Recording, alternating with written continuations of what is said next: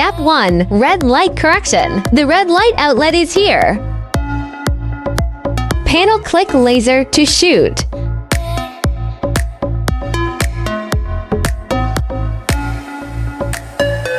There are 2 screws around the red light.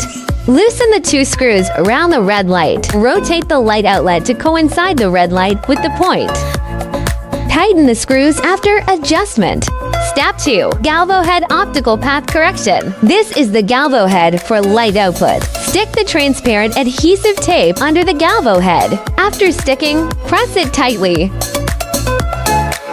Panel click laser to shoot. Take the transparent adhesive tape off. Check that the spotting point on the tape is in the proper center.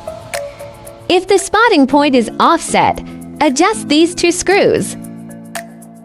After adjusting and spotting again, you will know the current position of the light path by comparing it with the previous spotting point. Until adjusted, the spotting point is located in the center. Then complete the optical path correction.